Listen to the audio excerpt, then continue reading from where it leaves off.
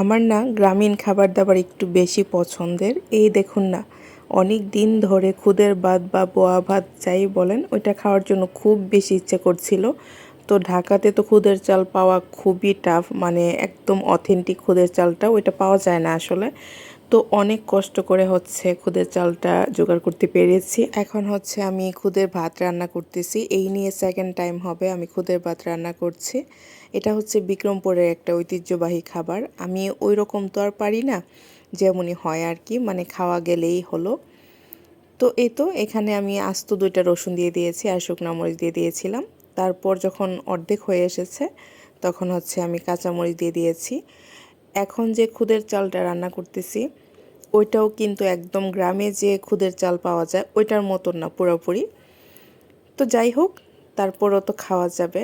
আর এখানে হচ্ছে আমি ভর্তা বানিয়ে নিচ্ছিলাম, যেহেতু খুদের ভাত খাবো ভর্তা তো মাস্ট বি লাগবেই। এখানে আমি বেগুন ভর্তাটা বানিয়ে নিচ্ছিলাম।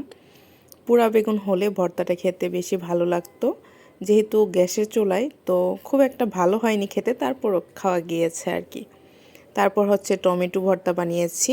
আর লাস্টে হচ্ছে আমি শুটকির ভর্তা বানিয়েছিলাম ব্লেন্ড করে, তো ওইটা আসলে আর শেয়ার করা হয়নি। আর এইখানে পুরোপুরিভাবে খুদের ভাতটা হয়ে গিয়েছে। দেখেন কতটা সুন্দর হয়েছে। আমি প্রপার রান্না করতে না পারলেও যেমন রান্না করতে পেরেছিলাম ওইটাই বাসার সবাই অনেক বেশি পছন্দ করেছে। আর এখানে এই যে আমার ভর্তাগুলো, সবচেয়ে বেশি আমার কাছে ভালো লেগেছে সেটা কোনটা বুঝতেই পারছেন, শুটকির ভর্তা। যদিও বেগুন ভর্তাটা খেতে এত বেশি একটা ভালো লাগে নাই, টমেটো ভর্তাটাও খেতে ভালোই লেগেছে। তারপর আর কি, এতক্ষণ কি আর ওয়েট করা যায়, প্লেট নিয়ে বসে গেলাম গরম গরম খুদের ভাত খাওয়ার জন্য। কি যে মজা লেগেছিল, একদম তৃপ্তি সহকারে খেয়ে নিয়েছিলাম। কিসের আবার ডায়েট বলেন তো।